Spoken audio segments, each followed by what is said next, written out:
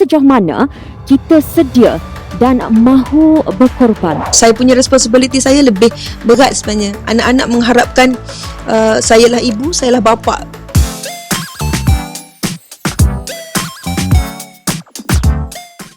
Kita semua faham apa itu erti pengorbanan, dan saya yakin kebanyakan daripada kita pernah melakukannya. Tidak kira pengorbanan itu besar ataupun kecil, tapi sejauh mana kita sedia dan mahu berkorban, itu lebih penting. Hai semua, Assalamualaikum warahmatullahi wabarakatuh. Saya Juliana Ramli dan Borak Bibir Merah. Kali ini kita nak berbicara tentang pengorbanan seorang wanita. Tidak kira sama ada anda adalah seorang isteri, ibu, anak mahupun rakan.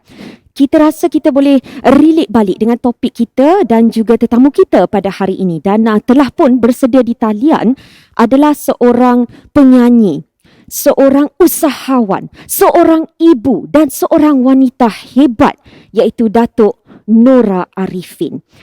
Hello, Assalamualaikum Datuk. Waalaikumsalam Ju, yang cantik je kita. Apa khabar Datuk?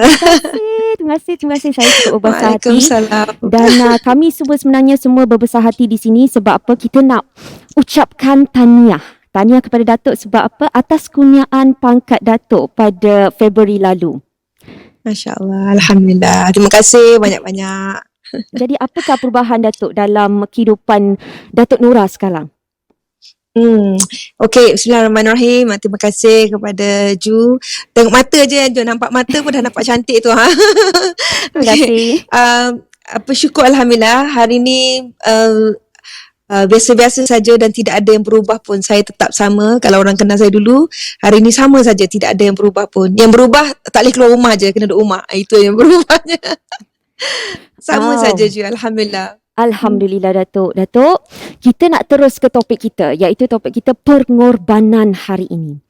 Jika tidak keberatan Datuk, bolehkah Datuk kongsikan arwah Johan Nawawi telah pun meninggal dunia pada tahun 2017. Jadi bagaimana Datuk Nora mencari kekuatan untuk meneruskan kehidupan sendiri? Okey. Hari ni kita borak santai kan. Saya bercakap jujur dan saya nak share dengan anda semua. Sebenarnya kalau ditanya tentang kekuatan, saya sendiri pun tak tahu macam mana saya boleh go through segala orang kata apa dugaan, ujian, musibah dan segala-galanya lah. Especially bila kita kehilangan orang yang diibaratkan sebagai separuh daripada hidup kita, separuh daripada nyawa kita. Dia adalah segala-galanya untuk kita. Tak pernah terfikir di fikiran ni dia akan pergi dengan cara macam tu, secepat tu.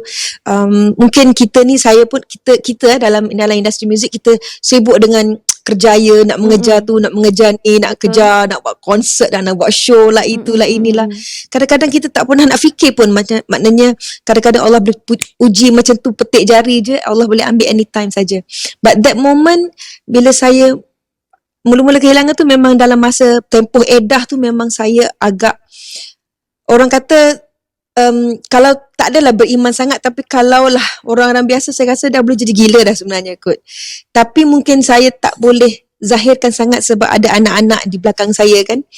Jadi memang 3 bulan tu, dalam 3 bulan 4 bulan pertama tu memang saya melalui fasa yang saya rasa memang rasa nak gila. Saya rasa macam dah tak nak hidup sebab tujuan hidup tu dah tak ada. In fact dalam proses, dalam masa saya edah tu, hidup saya rasa saya nak pergi kubur, nak tidur kat kubur, memang benda-benda yang bukan sebenarnya. Tapi Alhamdulillah, berkat sokongan anak-anak dan juga kawan-kawan, saya ramai kawan-kawan yang mendekati saya, yang bagi moral support. Daripada situ saya belajar, rupanya ramai yang prihatin, ramai yang concern. So I think masa mula-mula tu Alhamdulillah saya survive peringkat pertama tu kerana sokongan anak-anak, family, saudara dan juga kawan-kawan. Alhamdulillah. Jadi Datuk, masyarakat luar melihat Datuk ni sebagai seorang wanita yang kuat, sebab bukan saja Datuk kehilangan suami, malahan turut kehilangan anak kedua, iaitu Muhammad Syakir Alif atau lebih dikenali sebagai Alif Johan pada tahun 2019. Jadi secara emosinya, bagaimana keadaan Datuk sekarang? Bayangkan kan, duka, sakit, duka yang pertama tu belum habis lagi. Baru nak kutip mencari kebahagiaan balik, nak cari happiness balik, nak kembalikan rasa kebahagiaan tu dengan anak-anak yang lain kan. Sebab saya ada 4, so ada 3 lagi anak yang masih menanti dan mahukan kehadiran mama, mengembirakan diorang, membahagiakan diorang. So saya punya responsibility saya lebih berat sebenarnya. Anak-anak mengharapkan saya lah ibu, saya lah bapa dalam masa yang sama. Especially ada anak kecil kan. So dalam masa 2 tahun lebih tu saya diuji sekali lagi oleh Allah. Alif Johan pergi tanpa sebarang orang kata signal, tak ada sign langsung kan.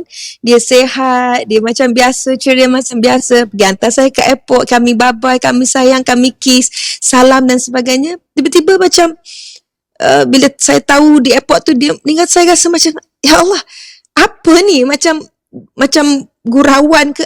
Saya still rasa macam tak mungkin benda ni jadi pada saya, dan tak mungkin Allah nak uji saya macam ni sekali.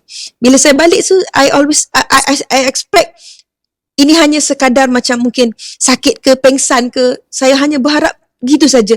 Ya Allah, jangan uji saya macam ni. Saya takut saya tak termampu. Tapi bila saya melihat anak saya rasa macam, dan again kawan-kawan saya rasa pada masa tu kawan-kawan saya pun lebih speechless daripada saya lagi. Dia orang datang, dia orang, Nora, I don't know what to say. Dia macam tu kan. Tapi saya, alhamdulillah pada masa tu saya tidak ada pilihan lain dah kecuali meredakan pemergian dia tanpa saya terlalu beremosi. Sebab kita ni ibu, bila kita emosi sangat nanti kita meraung-raung, kita menjerit-jerit macam orang tak tutup arah, kita menzahirkan kesedihan kita. Saya rasa sebagai orang Islam kita tak boleh buat macam tu. Jadi saya simpan segala tu, saya simpan. Tapi benda tu bila kita simpan tu kadang-kadang dia makan dalam tau. Dia deep, kita rasa. Tapi memang bukan senang. Orang kata hilang suami satu, hilang anak memang you cannot go through. Tapi bagi saya dekatkan diri dengan agama lagi. Saya banyak dapatkan nasihat-nasihat daripada ulama-ulama, ustazah, ustaz apa semua. Dia orang bagi saya input. Alhamdulillah saya dikala saya lost, dikala saya macam saya tak nampak apa-apa dah. Orang kata tak ada cahaya di hujung tunnel. Memang tunnel tak ada, memang tak ada tunnel, tak ada cahaya pun. Saya dapat sokongan tu, Nora, segala apa yang berlaku ni, ini saya pegang sampai hari ni lah. Segala apa yang berlaku di atas dunia ni pada diri kita sudah ditentukan oleh Allah sejak dari Lauh Mahfuz lagi. Ini surah Al-Hadid tak silap saya. So saya pegang benda tu, qada qadar lah, qada qadar. Pada masa dulu Ju, kita ni sebagai seorang artis, kita tak pernah fikir-fikir sangat-sangat pasal redha, pasal qada qadar ni, kita put aside tau. Betul. Kita you know kan, you understand what I mean. Tapi bila kena macam tu, I have to really understand and apply. Macam okay lah, kalau ini dah fated, dah Allah nak tentukan macam ni, saya kena terima. Saya menangis air mata darah sekalipun, saya menjerit macam mana pun, anak saya tak akan kembali dah. Sebab memang doktor check betul-betul. Saya cakap tolong buat begini. Memang it's just the heart just stop like that.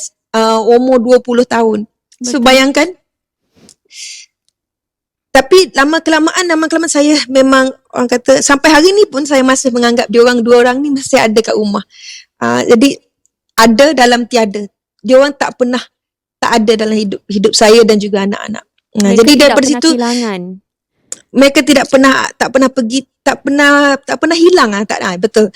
Tak pernah kehilangan, dia orang still ada, the semangat. Jadi sekarang ni saya lebih kepada membawa semangat, lebih kepada membawa kasih sayang dia orang kepada anak-anak saya. Sebab saya dah sampai satu tahap saya jumpa pakar psikiatrik juga. Mungkin orang luar sana tak tahu sebab kita bukan bercerita sangat. Betul. Sebab sampai satu tahap my brain dah cannot work dah macam tak boleh nak move on, tak boleh dah. Sebab dengan sedihnya, dengan hibanya, dengan murungnya, dengan masa tu saya rasa tak ada orang faham. And kita sebagai ibu, kita tak nak menyusahkan anak, kita tak nak macam merayu pada anak, menunjuk sedih pada anak, sebab nanti anak efek pula di sekolah, dia belajar dan sebagainya. So simpan. Tapi alhamdulillah again, adalah insan-insan yang banyak membantu saya, memberi semangat pada saya, always be behind me, behind my back, untuk beri sokongan moral, spiritual dan juga secara emotional. So, alhamdulillah, syukur. Alhamdulillah, sebab tu yang kita perlukan sebenarnya. Sebab pada saya kehilangan kedua ibu bapa saya lebih kurang 9 bulan lepas. Kehilangan ibu, Innalillahi. kemudian 3 minggu selepas itu kehilangan seorang ayah. Jadi saya faham sebenarnya di mana kehilangan itu kita tidak boleh. Kita kena bangkit, tapi kita bangkit dengan sokongan-sokongan daripada rakan-rakan kita mahupun Betul, orang di betul. sekeliling kita. Sebab orang tak Betul. nampak, kita tak Orang bertunjuk tak pada orang anak-anak. tak lalui, orang tak tahu kan. Ya, betul. Jadi Datuk nak tanya, bergelar sebagai seorang ibu tunggal, macam mana Datuk Nora berkorban dalam membahagikan tanggungjawab di antara, ialah kita dah faham kita sebagai seorang ibu dan kita juga adalah sebagai seorang ayah juga pada masa sama untuk anak-anak kita. Bagaimana cabaran untuk menggalas atau dua tanggungjawab, iaitu jadi ibu, jadi ayah. Macam mana Datuk Nora? Susah, memang susah. Nombor satu, mungkin sebab saya tak bersedia, saya tak pernah bersedia nak pikul dua tanggungjawab ni. So bila kena macam ni, tak ada pilihan dah. Being strong is only choice that you have. You have to be strong, tak ada choice lain dah. Sebab anak-anak kita kan. So saya dah tak ada masa untuk diri saya sendiri. Everything is about family, is about anak-anak. Saya hanya nak melihat anak-anak saya bahagia, saya hanya nak melihat anak saya happy sementara saya masih ada.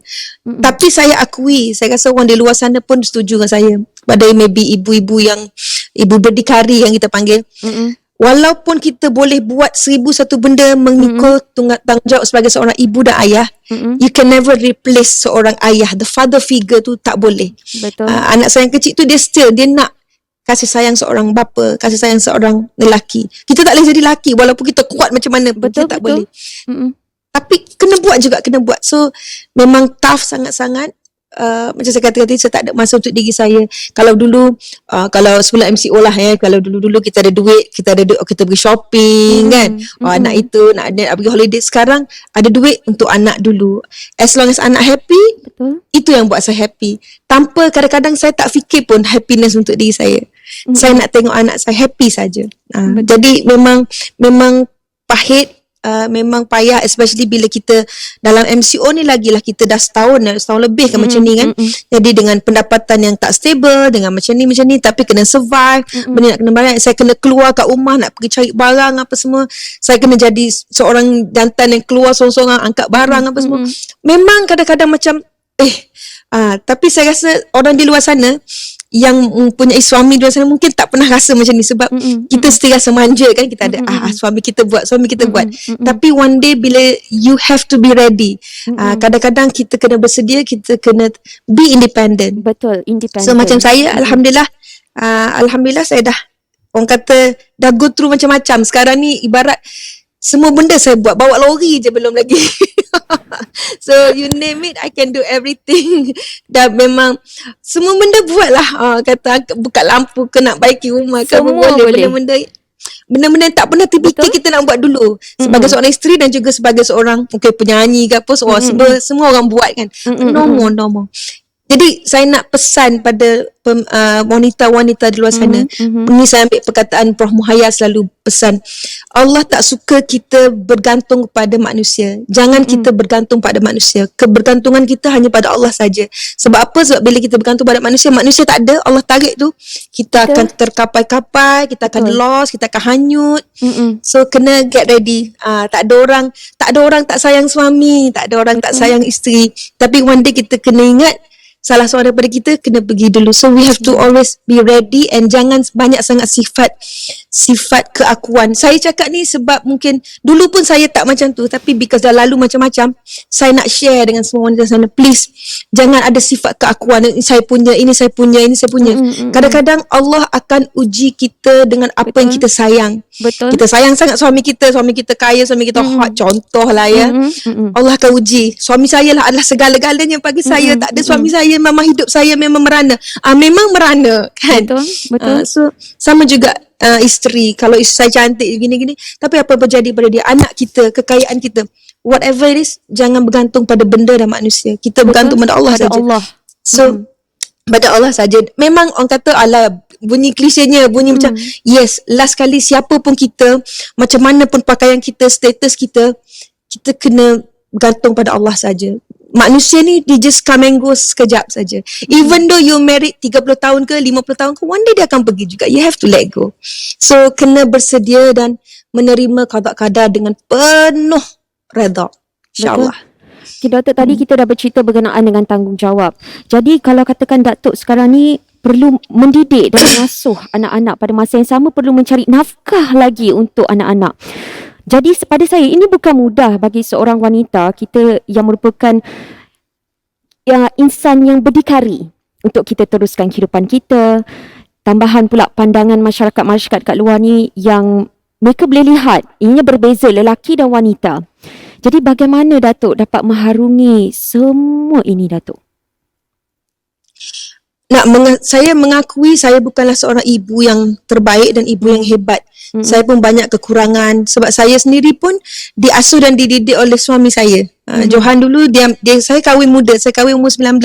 So sepanjang perkahwinan 25 tahun tu dialah yang menjadi guru saya, penasihat saya, manager saya, orang kata soulmate lah kan. So dialah cikgu saya. Bila dia tak ada, saya terpaksa belajar sendiri dan saya mengakui. Saya selalu cakap dekat anak-anak, I'm not a good mother but I'm trying my best to be the best mother that I can be. So memang kadang-kadang ada kekurangan here and there. Kadang-kadang memang kita kena mengakulah, kita tak boleh rasa kita perfect sebab tak ada orang yang sempurna kan.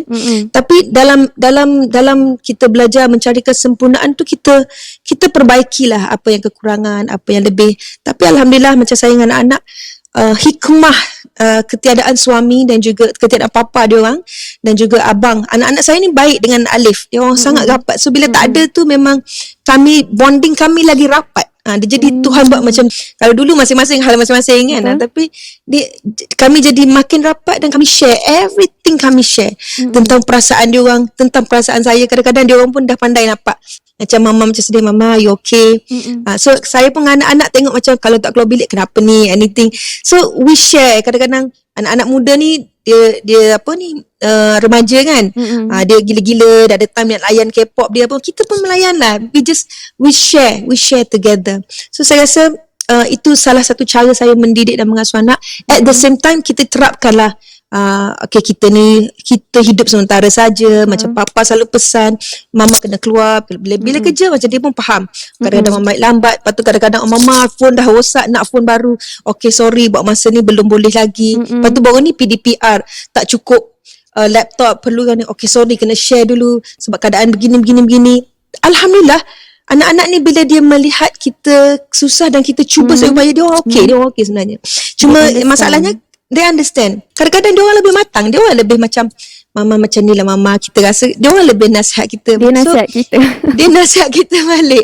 So alhamdulillah saya bersyukur saya ada anak, 3 orang anak yang sangat memahami dan menyayangi kami. Kuatlah kasih sayang antara kami tu. Alhamdulillah, syukur banyak-banyak. Alhamdulillah. Jadi Datuk, sepanjang hidup Datuk, apakah pengorbanan besar yang pernah Datuk lakukan dan macam mana perasaan Datuk? Okay, saya taklah banyak pengorbanan, tapi saya rasa benda yang paling drastik yang saya buat iaitu mengambil keputusan untuk berkahwin di umur 19 tahun. Di mana saya rasa pada masa tu semua orang tak bagi, semua orang kata jangan nanti menyesal, tapi saya rasa itulah pengorbanan yang paling besar saya buat. Kerana tujuan saya satu saja, kerana Allah. Sebab saya dah tak ada ayah, saya ada mak saja dan saya ada kerjaya nak dibuat. So mungkin berkahwin di usia muda, apa orang kata berkorban, yalah time tu kan orang nak enjoy dulu. Betul? Nak pergi ni enjoy lah, puas dulu kan. So selalunya macam tu, after you enjoy, okay lah, then you kahwin lah kan. So saya rasa saya tak menyesal di atas pengorbanan yang saya buat tu, dan saya happy dan saya rasa berkat pengorbanan itulah yang menjadikan diri saya sekarang. Saya bersyukur sangat. So because bila kita buat keputusan, kita niatkan Allah, so insyaAllah. Mungkin jangan fikir sangat manusia, sebab manusia ni kadang-kadang pandai bercakap macam you kata tadi lah kan. Orang suka bercakap je, last kali at the end you yang melalui, you know yourself. Betul. Kita boleh ambil nasihat orang, tapi janganlah keputusan tu dipengaruhi 100% daripada manusia. Ya, insyaAllah. InsyaAllah. Okay, Datuk, kita tengok sekarang tengah pandemik COVID-19. Jadi boleh tak Datuk kongsikan Datuk punya pandangan mengenai pengorbanan seorang ataupun semua frontliners yang ada di Malaysia ni yang bertengku lumus untuk kesejahteraan masyarakat, dan dalam keadaan kita sekarang ni ramai yang terjejas dan terkesan. Jadi bagaimana Datuk melihat mereka ni ataupun keadaan masyarakat sekarang? Ada yang terpaksa berkorban ikat perut, kena minta tolong dan sebagainya untuk mendapatkan bekalan makanan dan sebagainya. Bagaimana Doktor? Okay. Kita ni bila kita dah biasa hidup senang, kita tak faham kesusahan orang. Ataupun kita memang tak heran, tak nak bother tengok orang punya kesusahan. Tapi bila saya melihat keadaan ni, saya tengok frontliners macam mana diorang bekerja, especially tengok macam mana diorang mengendali urusan jenazah contohnya. Bila kena pakai macam ni, kena dalam hujan dan sebagainya. Cuba kita bayangkan kita berada di tempat mereka. Itu saja. Bila kita bayangkan, I don't think I can do it. Kita tak makan satu hari pun kita rasa macam, dah macam ni kan. Kita tak boleh keluar.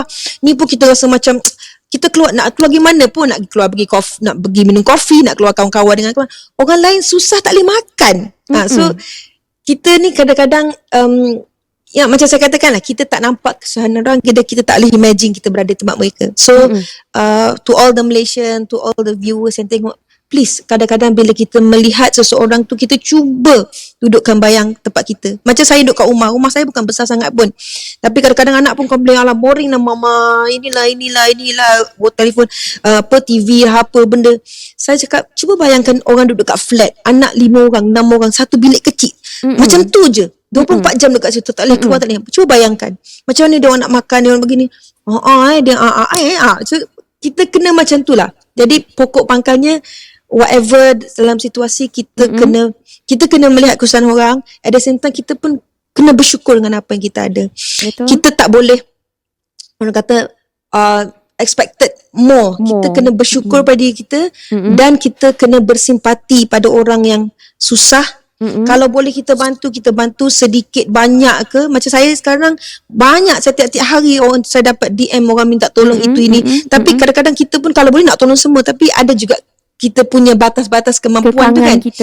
Kekangan kita, betul. So at least you give advice ke, you tolong cara spiritual, bukan sebenarnya apa ni, mental, emosi dia orang, mental, itu pun cukup. Kita bantu apa yang kita mampulah dalam kemampuan kita. Teruk-teruk pun kalau tak boleh buat satu, kita doa, ya Allah Tuhanku, bagilah selesai cepat-cepat COVID ni, bagilah kesian lah, just apa benda yang paling simple sekali, doa untuk dia orang. Kalau kita tak boleh buat apa-apa sekalipun, but if you're rich, you ada kemampuan, go ahead, pergi. Saya rasa kita kan sekarang dekat media, kalau orang ni buat macam ni, jangan menunjuk. Saya rasa tak ada isu lah tu. Yang penting orang nak pergi tolong tu pun dah satu rahmat. Kita patut follow benda yang baik. Benda yang baik tu benda yang baik lah. So don't be judgmental. Ni nak menunjuk ke. Saya pun kadang-kadang nak buat apa-apa rasa macam tak payah tunjuk. It's not the issue lah. Yang penting kita sampaikan bantuan pada orang yang memerlukan. Itu yang penting sekali. Betul. Dia boleh menjadi ikutan sebenarnya.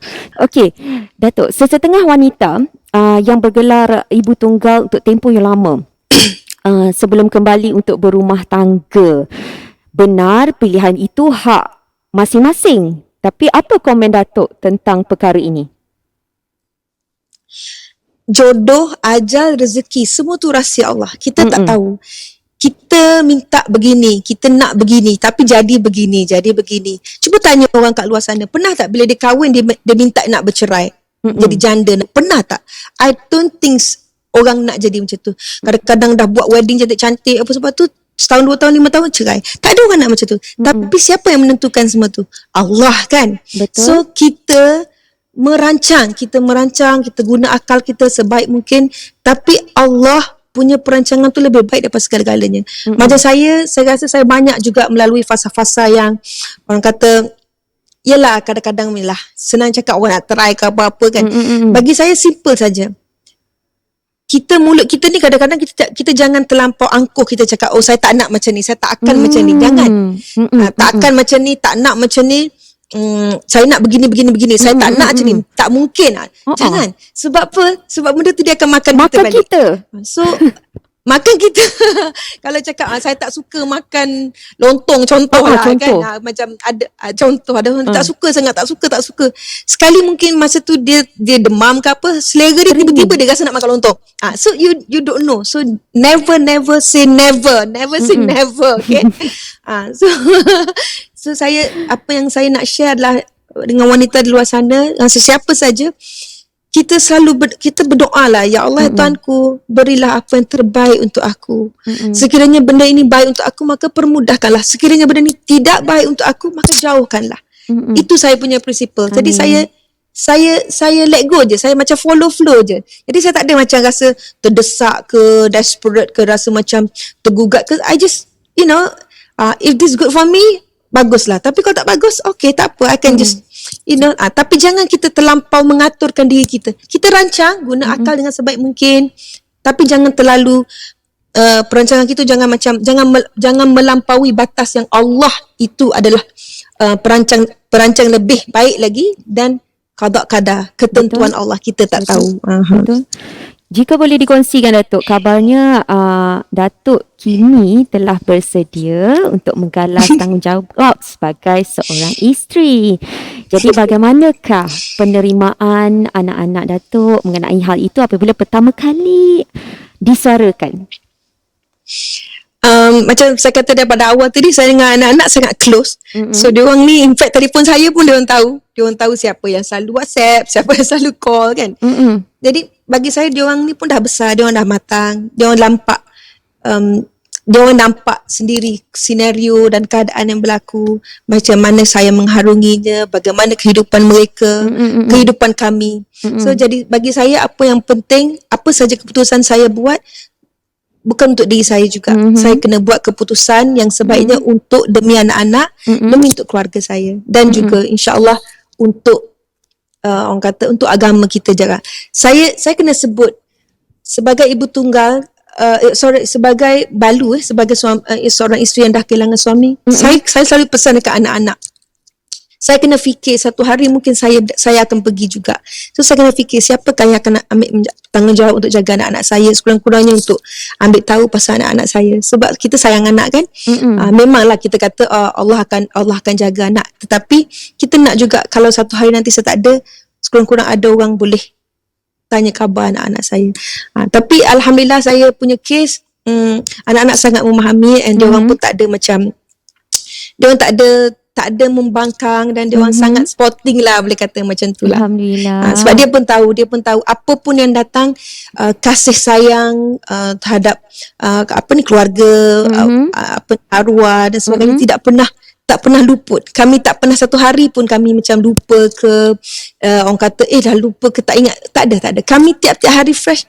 Macam saya kata awal tadi lah, arwah-arwah tu masih ada dalam kehidupan kami. Mereka masih ada bersama-sama dengan kita. Jadi Datuk, tak lama lagi kita nak sambut Aidil Adha. Jadi macam mana Datuk sekeluarga lakukan, dan persediaan tahun ni macam mana? Dan saya dengar Datuk berasal dari Kelantan. Jadi Kelantan ni kita tahu memang setiap kali Aidil Adha memang sangat meriah. Tapi yalah, kita tak tahu kita boleh pulang ke kampung ataupun tidak disebabkan kita punya keadaan sekarang ni. Jadi macam mana perasaan Datuk? Okay, kita nak sambut Hari Raya Korban dan kita kena korban lah. Kita kena korban, tak boleh balik. Memang kali ni pengorbanan kita memang sangat besar lah. Memang kat sana memang sangat-sangat meriah. Memang kalau kita orang ni look forward nak balik Hari Raya Haji daripada hari puasa kan.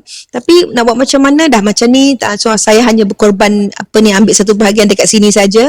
Dan persediaan anak-anak seperti biasa, saya dengan anak-anak selalu amalkan sederhana saja. Raya kat rumah je lah kan, pakai baju, maybe nak live, tidak ada kelainan yang lain lah. Bersederhana saja. Asalkan kami together, dan saya selalu pesan kat anak-anak, kita jangan fikir nak pergi sana. Yang penting kita kena jaga kita dalam keadaan sekarang ni, sangat-sangat kritikal kan. So jangan ambil risiko. Saya kena jaga anak-anak, supaya make sure dia orang semua okay. So habis ni pergilah, nak pergi overseas ke, nak pergi keluar daerah ke, pergi bila dah boleh semua siap, pergilah. Sekarang sabar dulu, macam tu. Betul. Betul, itu yang paling penting sekali. Kita punya keselamatan dan juga kesihatan kita kena jaga. Lepas tu pergilah mana-mana pun nak pergi kan. Yang Datuk cakap tadi, keluar daerah pun boleh. Kan. Okey, jadi Datuk, pesanan Datuk kepada semua wanita mungkin yang tengah menonton kita sekarang ni, isteri-isteri, ibu yang berdikari maupun di luar sana berkaitan dengan topik pengorbanan kita pada hari ini. Okey, menjadi seorang wanita ni memang sesuatu benda yang sangat apa orang kata besar ujian dia kan. Jadi pada wanita di luar sana, hidup ini pun dah satu ujian dan kita kena banyak berkorban. Berkorban ni benda yang kita suka, kita tak boleh buat dah, itu kita kena berkorban lah. So banyak-banyakkan bersabar dan berdoa dan redha di atas segala yang berlaku sekeliling kita. Malah hari ni jadi pandemik macam ni, kita dengar kematian apa-apa, semualah apa saja yang berlaku ni, semuanya adalah ketentuan Allah yang kita harus redha dan kena terima dengan hati yang penuh terbuka. Dan jangan lupa berdoa. Doa ini adalah sebaik-baik senjata bagi seorang mukmin. So jangan putus doa, jangan putus asa, jangan putus harapan, don't give up. Jangan senang-senang angkat bendera putih, kena usaha dulu, benda-benda macam tu. Tapi kita di luar sana pun, kalau kita dapat bantu orang, kita bantu sebaik mana yang mungkin, insya-Allah. InsyaAllah. Baiklah, itulah dia, kita punya Borak Pipi Merah pun dah berakhir di sini. Terima kasih banyak Datuk Nora di atas segala perkongsian yang Datuk Nora dah berkongsi dengan kami dan juga semua penonton-penonton kita yang telah pun tengok ni. Saya harap sangat anda-anda semua yang tengah menonton mendapat inspirasi dan juga kekuatan daripada perkongsian Datuk Nora pada hari ini. Dan selamat Hari Raya Aidiladha untuk Datuk Nora sekeluarga. Ya, terima kasih juga kepada anda semua. Kami nak ucapkan sebenarnya terima kasih, dan juga jangan lupa untuk kita like, komen dan juga share siri Borak Bibi Merah kali ini, dan subscribe semua kita punya platform Sinar Plus. Dan saya nak mengucapkan selamat Hari Raya Aidiladha, dan kami juga di tim Borak Bibi Merah juga ingin mengucapkan selamat Hari Raya Aidiladha kepada anda. Sehingga kita berjumpa lagi. Assalamualaikum. Bye bye.